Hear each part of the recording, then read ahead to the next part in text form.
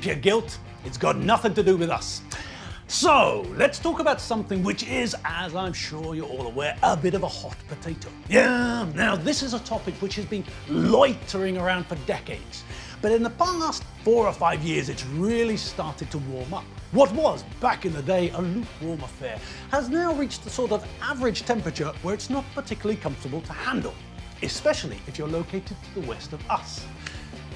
The topic in question is, of course, immigration. Now, obviously, not only is this a topic of quite impressive temperature, but it's also possibly the world's most discussed topic.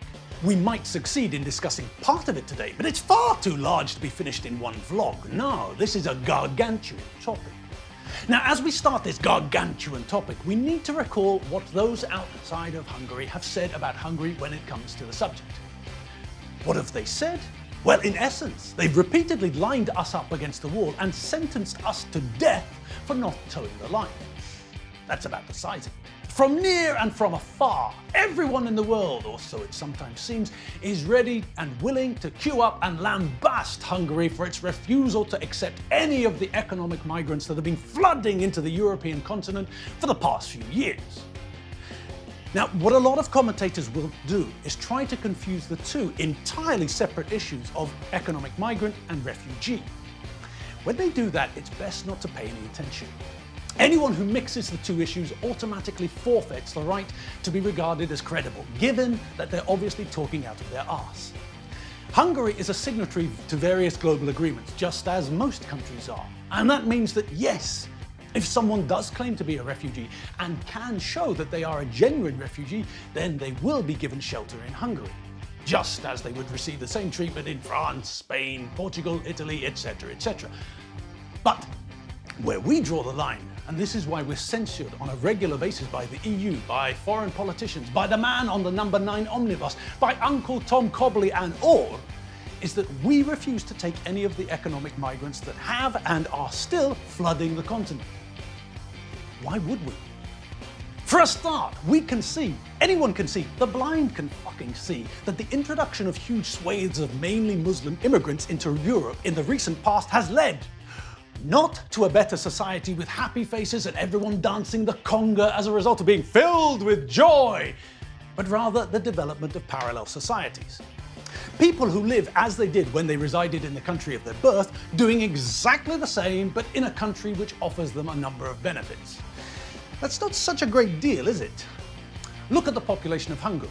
It's pretty homogenous, isn't it? Yes. Now consider why that might be the case. Think about when mass immigration really started in Europe. That's right, post-World War II, when there was a need for more workforce, immigration was seen as the solution. People were encouraged to come from former colonies to the UK, to France, to Belgium. Later on, the Swiss invited in Turkish guest workers, as did the Germans. So, to speak in general terms, post-World War II was a period of increased migration to Europe. People were encouraged to pack up their bags and head to Europe to begin a new life. All right, but this didn't happen all over Europe now, did it? No. Cast your eye over Central and Eastern Europe and you will see that there is a distinct uniformity to the societies found there. Why? What do you mean, why? Have you forgotten the history of the second part of the 20th century? Do you not recall what happened at the end of the Second World War? Did the Cold War pass you by as you snored in bed? Does Yalta mean nothing to you? The main reason that societies in this part of the world are more homogenous than those located further to the west is simple. The Soviets built a big fucking wall and nothing was allowed in or out. And that didn't only apply to jeans, cigarettes and LP records. No, it also applied to the movement of people. Remember the Berlin Wall? Remember that people risked their lives to cross it? Remember that East German border guards shot at and attempted to kill anyone trying to escape to the west? Well, the Germans had the Berlin Wall, but don't think for a second that wall didn't extend beyond those physical limitations. The countries which were invaded by and then controlled by the Soviets were cut off from the rest of the world. These were countries that suffered the ignominy of being overrun by an aggressive foreign power with all the intelligence and subtlety of a drunken farm animal. A drunken farm animal that then proceeded, under the influence of more alcohol, to come up with preposterous ideas about how to run society and the economy. So, Are your eyes starting to open? Do you now see one of the important historical reasons for Hungary not having the same percentage of immigrants as, say, France, Germany, Britain, or Belgium? I am getting through to you, aren't I? You do see the logic in what I'm saying, don't you? Yeah? Well, that's a start, because for the most part, those located in countries found to the west of us seem to have a bit of a blind spot when it comes to this facet of the state of affairs. Okay, now let's move on to another facet of this state of affairs. It has been suggested, and may or may not be true, that there is an element of guilt involved in the decisions of many countries to up the level of immigration into their societies. What we can see is that when certain Western European countries colonized other countries, they did very well for themselves financially. They set themselves up for the future, and no mistake. Then, when their workforce had become depleted, they had a resource standing there, ready and waiting. This is not to say that they couldn't have found labour elsewhere, but that there was no point in looking elsewhere. There's a resource that we've got at our fingertips. Why not use that first? So, colonialization financially benefited the imperialist countries that wandered about the globe, invading, taking over, and reaping the rewards of the work of the indigenous people. Well, there's nothing particularly shocking about that, is there? No, obviously not. But if there is a sense of guilt, a sense of wanting to reimburse in some way the descendants of those nations which were colonized, that still doesn't allow others to determine who should take part in this mass apology, does it? No. Even if this process of encouraging people from other countries, climates, and religion to up sticks and move to your country is not connected to the idea of guilt for past transgressions, then still nobody has the right to insist on others joining this process, do they? No. Now, to hammer the point home, let's have a quick gander at Hungarian history, just so you see where we're coming from, okay?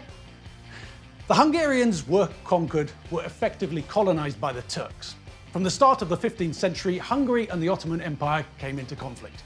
In 1526, the Turks wiped out the Hungarian army at Mohács in a battle which cost the Hungarian king his life. In 1541, the Turks occupied Buda. They stayed for 150 years before they were finally sent packing.